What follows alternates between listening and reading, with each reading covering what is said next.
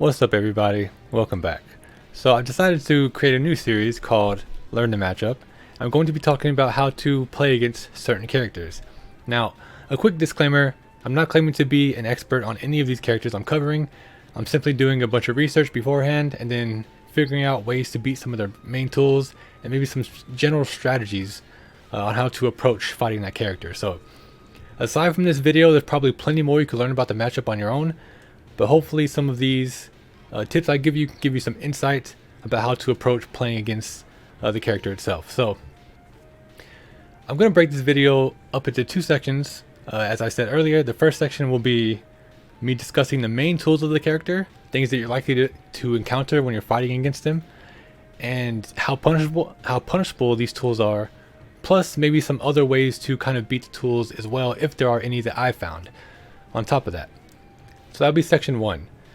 And in section 2 will just be some other kind of general tips or strategies you can use to in your approach, essentially, when you're, just kind of moving around or in neutral, for example.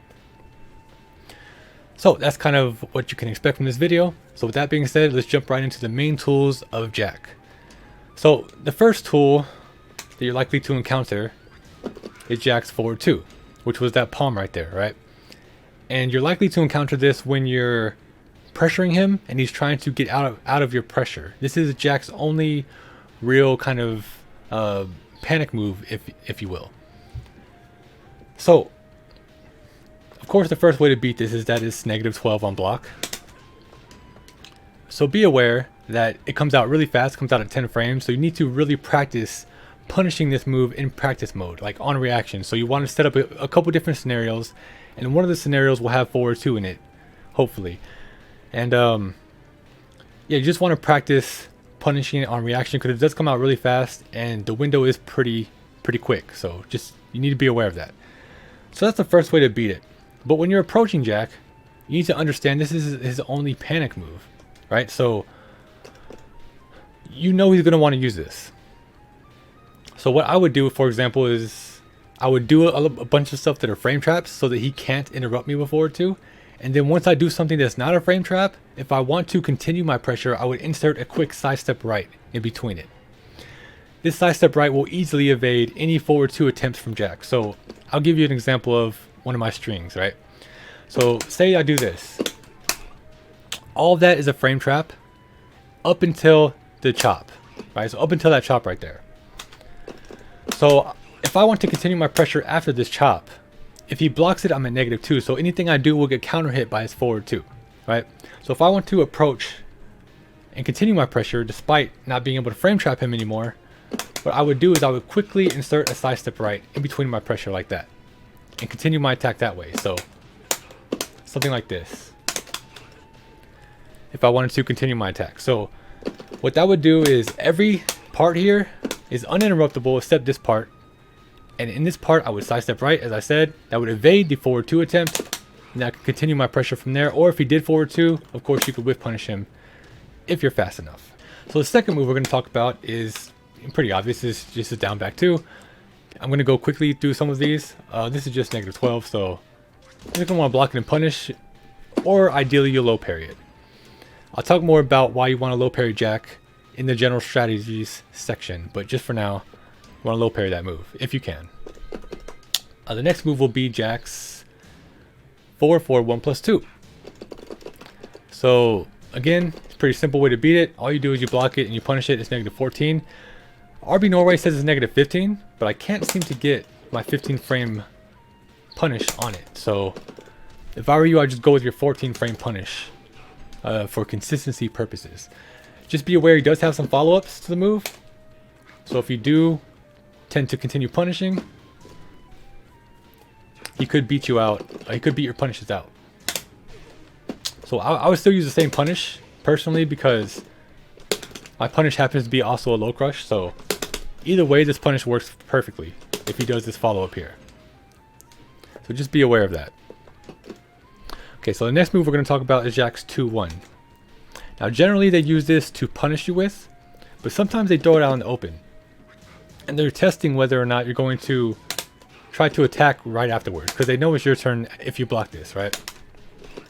So what they'll do is they'll start throwing in this 2-1-2, and that will counter hit you if you try to attack, and it launches you, so be careful. Now, a pretty easy way to beat this, honestly, is you just sidestep right. That's it. You can sidestep right very consistently with pretty much any character.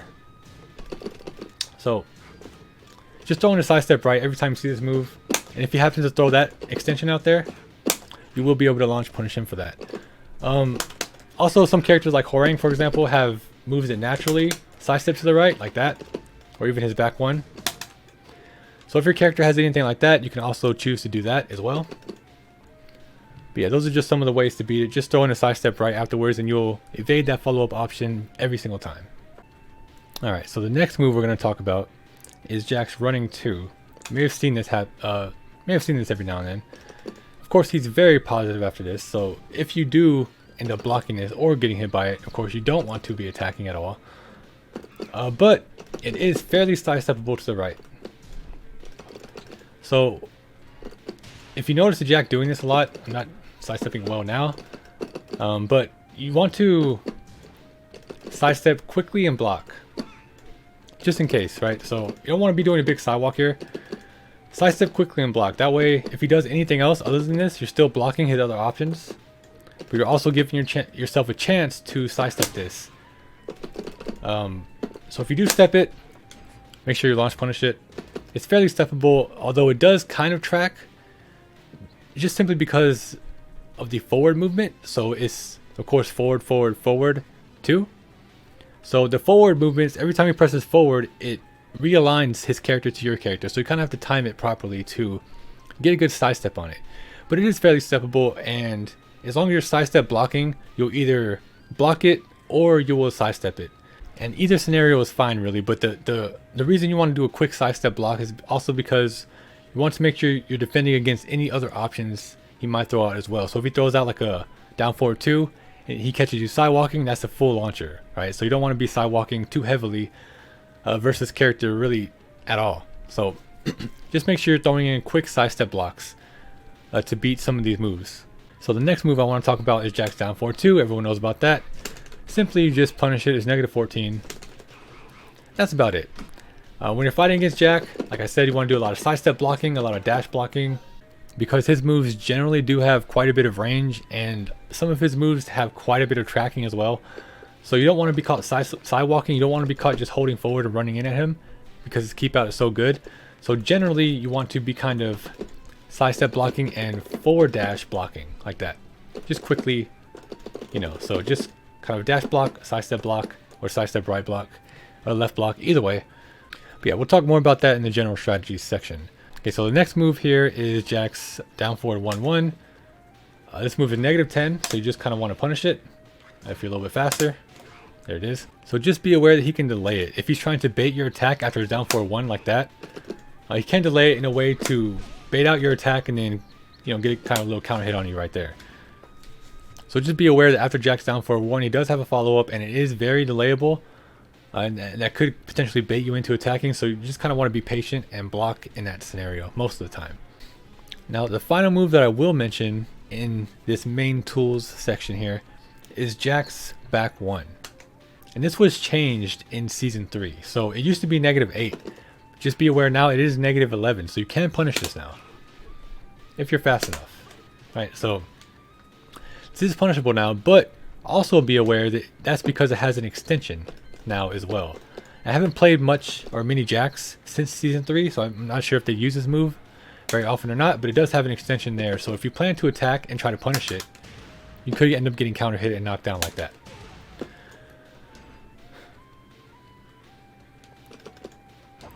So the way you want to beat this move is you kind of want to mix up your options. So first, if you just notice him doing back 1 by itself, throw out a punish a few times.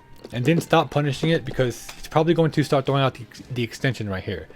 And this extension is -14. So you can punish it with your 14 frame while rising move. If you have one, or whatever while rising move you have, just 14 or less frames. Now, there are a few interesting things you could do as well. If you're, see, every now and then you could sidestep right like that. Now, it's very difficult to do, and it's very inconsistent as well. So if you're really confident you can try. I'm happening to do it quite a bit right now, but usually it doesn't work that well. So you can try this if you like. Just do a quick micro side step to the right and then block.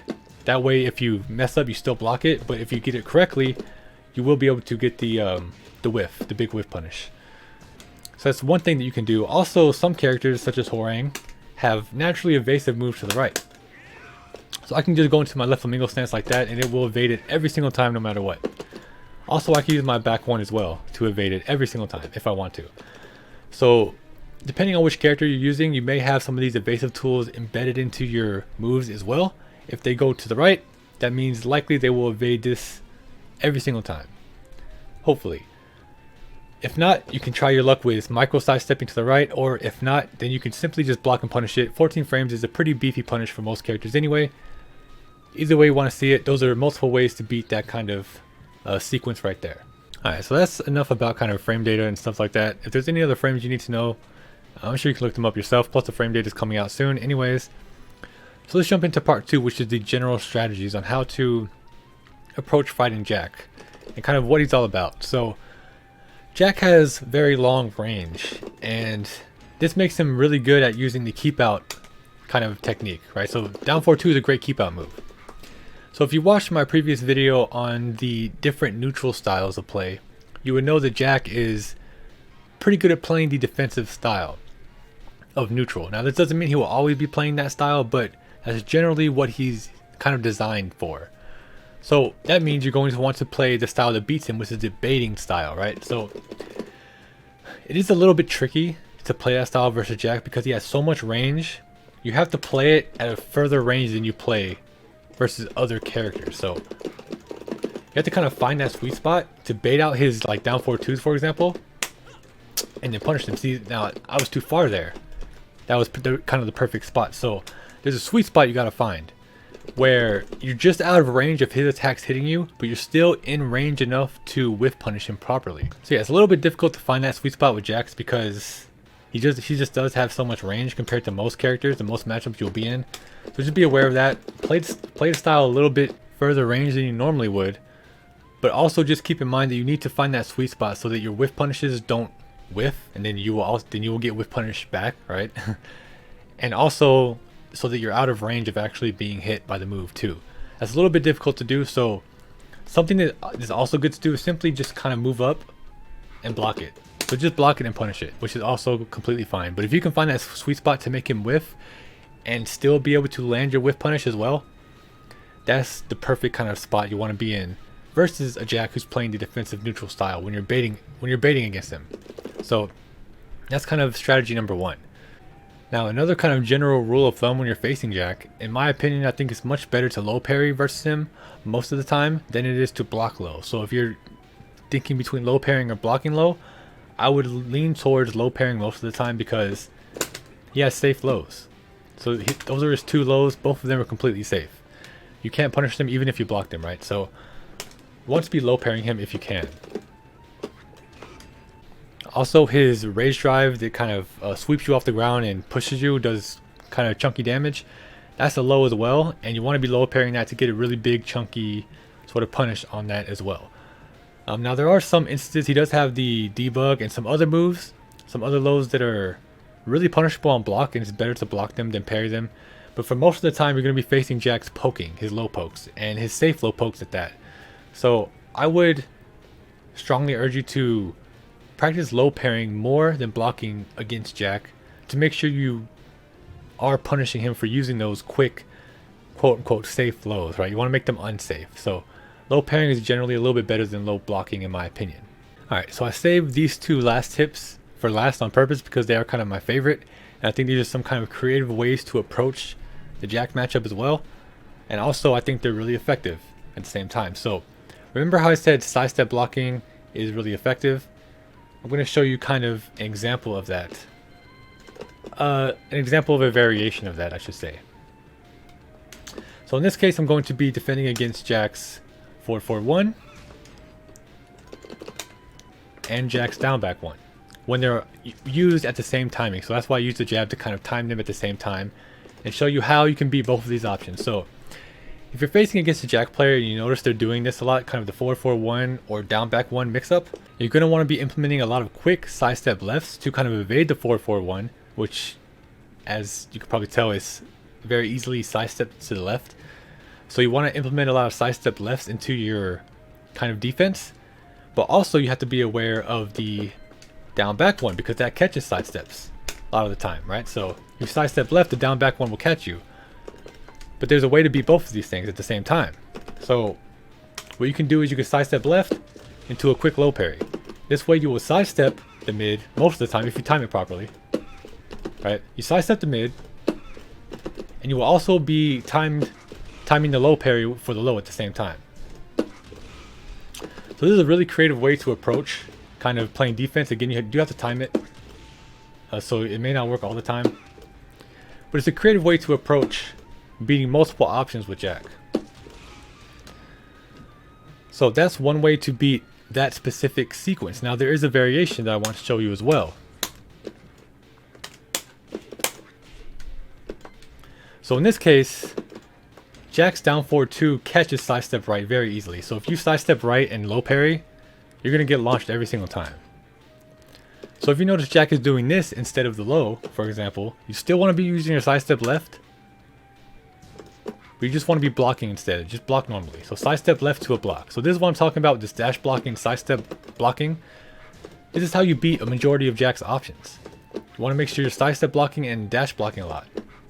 So if that comes out, you want to make sure you're punishing it. If that comes out, you want to make sure you're whip punishing that. So those are just some kind of creative approaches, and you can come up with your own variations depending on your own character or your own playstyle, whatever, to beat multiple options that Jack has. Just be aware that when you're at mid-range, it's best to sidestep left versus Jack because the 4-4-1s will likely be coming out.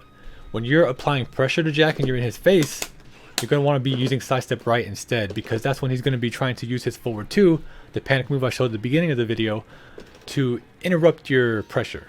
So when you're close range, use a lot of sidestep rights in your pressure, and when you're mid-range and playing defense, make sure you're doing a lot of sidestep lefts and blocking when he's trying to kind of pressure you and attack you. That way you're beating the majority of his options most of the time just by moving, just simply by moving. You're just moving the right way to beat his 4-4-1, and you're blocking again to beat all of his other options. So kind of play around with those variations if you like in practice mode. There's plenty of ways you can approach this matchup creatively like that, just to kind of show you a couple examples. Well, I had another tip I wanted to share with you guys, but it was kind of experimental, and I did mess with it a little bit more in practice mode. And it turns out it's not as good as I thought it probably would have been, so I decided to kind of leave that one out. But if you like this video, let me know in the comments below. If you have any other tips you want to share about the Jack matchup, I would love to hear it. Let me know if you want more videos like these, or if there's anything you want me to improve on with this kind of series. And thank you guys for watching. I'll see you guys in my next video. Peace.